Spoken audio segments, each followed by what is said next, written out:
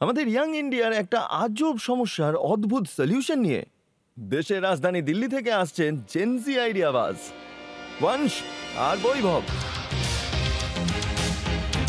আরে ভাই, ও তো আমার মাথা খারাপ করে রেখে দিয়েছে। আর অনেক বেশি ভাই।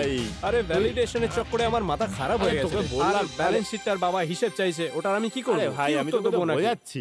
আরে একটা আসবে একটা যাবে। গরিব হয়ে গেছি, আমার ওয়ালেট অ্যাকাউন্ট ব্যালেন্স মাইনাসে আছে ভাই। আরে ভাই আরে ভাই, এখানে তো বড় বড় লোকেরা বসে আছে রে,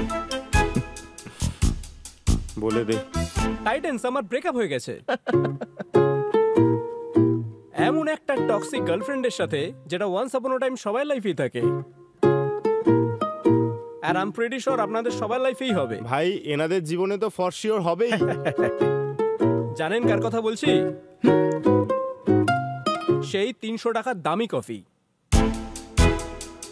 ভাই এই মেয়েটা আমাকে এতটাই ড্রেন করেছে না, ফাইন্যান্সিয়ালি, ইমোশনালি, মেন্টালি, সব দিক থেকেই। যখনই দেখা করতে যাব, কখনো গিল্ড ট্রিপ, কখনো ব্যাংক ট্রিপ। ভাই আমরা কখনো লাইফে এত ট্রিপে গেছি? একদমই না। আর যতবারই যাব না কেন ভুলই নাম নেয়।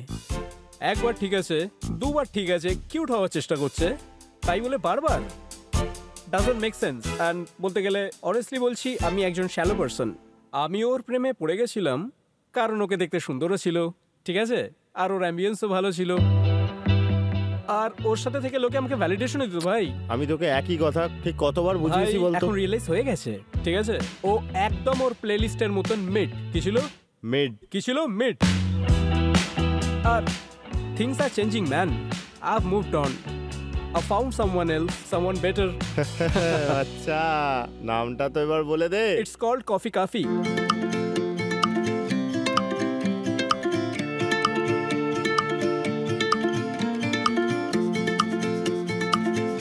দারুণ ব্যাপার তো ভাই, ব্লু অ্যান্ড বিউটিফুল বলেইছিলাম আমি। আর টাইটেন্স জানেন কি, এর মধ্যে অনেকগুলো ভালো কোয়ালিটিস আছে। প্রথমত, এ আমার নাম কখনো ভুল বলে না, সবসময় আমাকে ঠিক নামে ডাকে। দ্বিতীয়ত, যখন আমি কান্নাকাটি করে বাবার থেকে পকেট মানির ভিকে চাইতাম, এ সেটাও ওয়েস্ট হতে দেয় না। আর তৃতীয়ত, এটা এতটাই লো মেইনটেনেন্স যে আমাদের যে ডেটস হয় সেটা 100-150 টাকার মধ্যেই কমপ্লিট হয়ে যায়। আর সত্যি বলতে গেলে, আই হ্যাভ ফাউন্ড মাই সর্বগুণ সম্পন্ন, আর আমি একেই বিয়ে করব। আর হ্যাঁ, আর আমার যে ওই টক্সিক এক্স গার্লফ্রেন্ড ছিল না, দামি কফি, ওকে আমি একটা কথা বলতে চাই। আমি জানি তুমি আমাকে টিভিতে দেখছো, স্টক তো তুমি করবেই। এবার কান খুলে আমার একটা কথা শুনে নাও।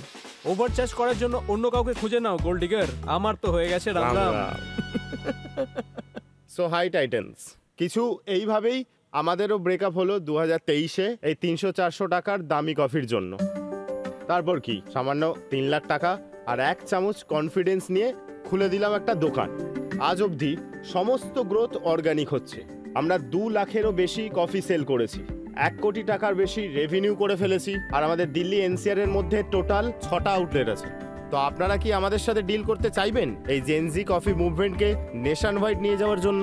And for that we are asking 1.5 CR in exchange of 10% of equity. Thank you. আমার মনে হয় কফি বলতে নেই, কফি খাওয়াতে হয়। তো যতক্ষণ আপনি আপনাদের কফিটা খাওয়াবেন না, ততক্ষণ টাইটেন্স ডিসাইড করতে পারবে না। যতক্ষণ আপনাদের কফি তৈরি হচ্ছে, উই ক্যান স্টার্ট। সবার প্রথমে আইডিয়া বাজে আপনাদের দুজনকে স্বাগত। Thank you so much. আর আপনাদের পিচ তো ভীষণ মজার ছিল। Thank you so much. Coffee তো সব জায়গাতেই পাওয়া যায়, আপনাদের কফিতে কি বিশেষত্ব আছে আর আপনাদের এই আইডিয়া কি করে এলো? স্যার, যদি আমরা আইডিয়ার কথা বলি, তো স্যার আমি ছোটবেলার বন্ধু, আর আমরা শুরু থেকেই একটু আলাদা ছিলাম। আমাদের দুজনে এটাই সবসময় ছিল যে টাকা রোজগার করতে হবে, আর বাকি সবার থেকে আমরা আলাদা থাকতাম। তাই স্টার্টিং থেকেই আমরা ছোটোখাটো কিছু ব্যবসা শুরু করে দিয়েছিলাম। আমি মোবাইলের জিনিসপত্র বিক্রি করতাম, ও ডিজাইনের কাজ করতো, আর আমরা কিছু এজেন্সি চালাতাম। তো ওই সমস্ত কাজ চলাকালীন আমরা অ্যাকচুয়ালি আমাদের যে মিটিংগুলো হতো, আমরা স্টুডেন্টই ছিলাম, আমাদের অফিস ছিল না, আমরা ওই বড় বড় ক্যাফেগুলোতে গিয়ে বসে মিটিং করতাম। একটা সময়ের পর যখন টাকা শেষ হয়ে গেল, তখন রিয়েলাইজ হলো যে আমরা 300-400 টাকা তো দিয়ে দিচ্ছি। এক সেকেন্ড, যতক্ষণে টাকা শেষ হয় আমরা ততক্ষণ অনেক বড় কফি অ্যাডিক্টেড হয়ে যাই। অ্যান্ড আমাদের ওই ইনস্ট্যান্ট কফি, বাড়ির কফি ভালো লাগতো না। তাই আমরা এই কারণে ভাবলাম যে এটার এত দাম কেন, আমরা কেন ফালতু 300 টাকা, 350 টাকা, 400 টাকা পে করছি ওই 1 কাপের জন্য। কিন্তু আমাদের এটা রিয়েলাইজ হলো যে এটা শুধু কফিরই দাম নয়, এটা ওই থার্ড স্পেসেরও প্রাইস। যেটা ওই ক্যাফে আমাদের জন্য ক্রিয়েট করে। কিন্তু ততদিনের মধ্যে আমরা পুরোপুরি কফির প্রেমে পড়ে যাই। তখন আমাদের মাথায় এই আইডিয়া এলো, এমন একটা কফি চেন বানানো যাক যেটা কিনা কাস্টমারকে শুধু কফির জন্য চার্জ করবে, কোনো অ্যাম্বিয়েন্সের জন্য নয়। বৈভব, আমাকে সবার প্রথমে এটা বলো, তোমাদের একটা আউটলেট সেট আপ করতে কত খরচ পড়ে? তোমাদের পার আউটলেটে রেভিনিউ কত? আর তোমাদের পার আউটলেটের মার্জিন কত? আমাদের বিজনেস মডেল খুবই অন্যরকম। We either open kiosk or QSR.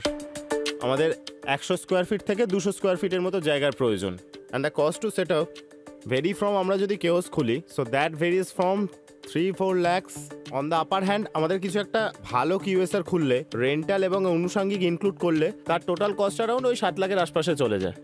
Sir revenue on an average এখন আমরা মান্থলি যে এমআরআরে চলছি সেটা এখন 8 থেকে 10 লাখ। স্যার পার আউটলেট না নাকি কম্বাইন্ড? Overall sir. তো কোনো আউটলেট 3 থেকে 3.5 লাখ টাকাতেও হয়, কোনো আউটলেট 1.5 লাখ টাকাতেও হয়। সো অন অ্যান অ্যাভারেজ আমাদের প্রায় 1.7 lakhs রেভিনিউ হয় একটা আউটলেট থেকে। 100%-এর মধ্যে স্যার 45% ইজ আওয়ার ডাইরেক্ট কগস।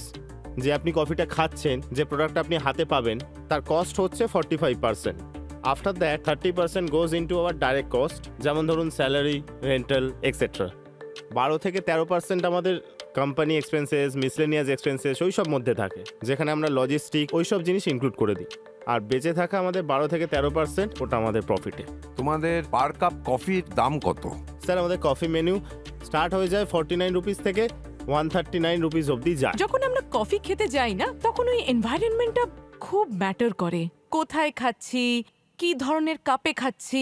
তো আপনি সবাইকে এই এক্সপিরিয়েন্সটা কিভাবে দেবেন? আই থিঙ্ক এক্সপিরিয়েন্স শুধু বসে বসে আসে না। আমাদের যেটা টার্গেট, যারা জেনজি, যারা কলেজ স্টুডেন্ট, তাদের কাছে সময়ও থাকে না। They are always looking for something grab and গো।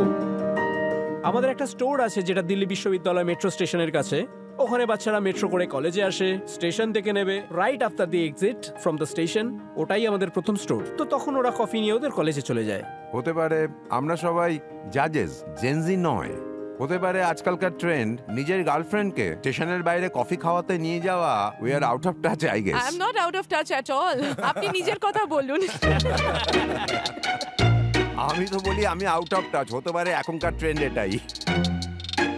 বংশ আর বৈভব, মাই ফার্স্ট রিয়াকশন, আপনাদের যে pitch, that is only around price, price and price. So price cannot be the only differentiator of your product. দ্বিতীয় অসুবিধাটা হচ্ছে আপনারা দুজনেই coming from a non coffee brewing background. There is a science to brewing coffee. So what is the differentiating factor there? আমাদের main differentiator হচ্ছে accessibility. Coffee খাওয়ার একটা আলাদাই পরিবেশ হয়। ওটা যতক্ষণ সিরিয়াস রাখবো স্যার, ততক্ষণ আমরা কফিকে নাম্বার 1 বেভারেজ বানাতে পারবো না। সেই জন্য ওই এনভায়রনমেন্ট আমরা সিরিয়াস থেকে সুইচ করে ফানে করেছি। স্যার আপনি যে বললেন যে আমরা আনএক্সপিরিয়েন্স ব্যাকগ্রাউন্ড থেকে এসেছি, স্যার আপনি আমাকে যে কোনো প্রশ্ন করতে পারেন, রোস্টিং থেকে ব্রুইংস পর্যন্ত। I can answer everything. আমি মিথ্যে কথা বলবো না। আমার এর মধ্যে 2 বছর চলে গেছে স্যার। স্যার ওটা কোনো সায়েন্স ছিল না, ওটা একটা আর্ট। এবার কফি খাওয়ান। স্যার আপনার কফি রেডি হয়েই গেছে।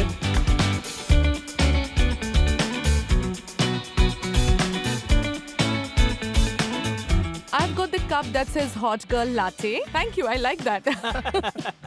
কিন্তু এই যে আইডিয়াটা যে জেন জি কে টার্গেট করতে হবে ওদের থিঙ্কিং এ, ওদের ইনস্টাগ্রামেবল লাইফে, প্রাইস পয়েন্ট ভেবে, I think there is some point there.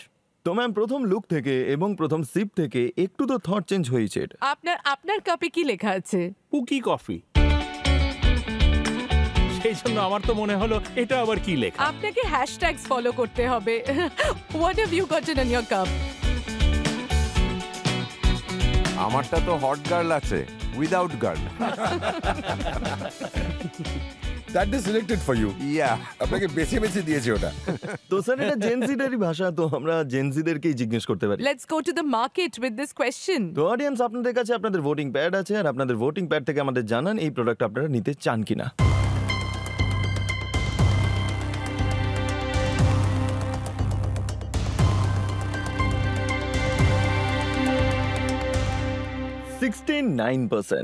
Audience is saying they are interested in this product. তো বলুন টাইটান্স, আপনারা কি ডিল করতে চাইবেন? Your focus with the current business model যেটা আছে, I don't feel best quality bins, best quality service, best quality kiosk, good graphics, good signage, good cups. and the cost is not going hand in hand. এই দুটো ব্যাপার আমি ঠিক বুঝতে পারছি না, এই কারণে আই এম আউট। এরা যে সেলের ব্যাপারে বলছেন তা প্রতি আউটলেটে 3 লাখ টাকা বলছেন, আর দিল্লির মতো শহরে যদি ওরা ওভারঅল সেল বাড়ানোর চেষ্টা করেন আর যদি ভালো প্রাইস পয়েন্ট থাকে তো সেল আমার মতে অনেক বেশি হওয়া উচিত। হ্যাঁ, আর যেহেতু সেল অনেক কম আসছে আর কফির প্রচন্ড কম্পিটিশনও রয়েছে, আর সেই হিসেবে তো আমার মনে হয় আমার মডেলটা ভালো লাগছে না। I am kind of out. Even though I truly praise you guys, খুব ভালো প্রেজেন্ট করেছো। আর আই হোপ তোমাদের ইনস্টাগ্রামকে আমি ফলো করব আর তোমাদের ভিডিওগুলো দেখব, Sure. আর hopefully we will meet again. একদম, থ্যাংক ইউ। আই থিঙ্ক আপনারা হয়তো ফান্ডিং পাচ্ছেন না, কিন্তু একদিকে আমাদের সবার থেকে অ্যাটেনশন পাচ্ছেন টু সি যে আগে গিয়ে কফি কাফি কি করে নিজেকে একটু টুইস্ট দিয়ে ফোকাস অ্যাট্রাক্ট করতে পারে। Wishing you boys good luck. Thank you Thank you so much, and sir. Good luck. Thank you so much. আর আশা করছি আইডিয়া বাসের মঞ্চে আপনাদেরকে আবার দেখতে পাবো। ইনভেস্টমেন্ট আমরা পাইনি, কিন্তু তাতে আমাদের কোনো সমস্যা নেই। যতজন টাইটেন্স ছিলেন তারা প্রত্যেকেই তাদের রেসপেক্টিভ ইন্ডাস্ট্রিতে এক্সপিরিয়েন্স, আর যা যা উপদেশ ওনারা আমাদের দিয়েছেন আই থিঙ্ক ওটা আমাদের জন্য খুবই ভ্যালুয়েবল। তো আমরা অডিয়েন্স কোয়েশ্চেনটা নিয়ে নিই। আচ্ছা, কে জিজ্ঞেস করতে চাইবেন? আমার নাম হলো ইয়াশা লালকা। আমার সব টাইটেন্সদের কাছে প্রশ্ন হলো যে ফান্ডিং কি একটা হার্ডল ফর ইয়ং এন্টারপ্রেনিউরস নাকি অন্য কিছু? বলুন শেলি ম্যাডাম। হ্যাঁ, কারণ উনি তো ইয়াং বলেছেন, তাই লেট মি আনসার। না, আমার মনে হয় শুরুর দিকে প্রায় সকল এন্টারপ্রেনার্স এই ভুলটা করে থাকে যে ওরা ফান্ডিং এর ব্যাপারে বেশি ভাবে, তাতে একটু বেশি মাথা খাটায়, তাতে অনেক বেশি এনার্জি দেয়, আর আইডিয়াতে কম এনার্জি দেয়। যদি আপনার আইডিয়া ভালো হয় তাহলে সেটা ফান্ডিং এমনিতেই পেয়ে যাবে।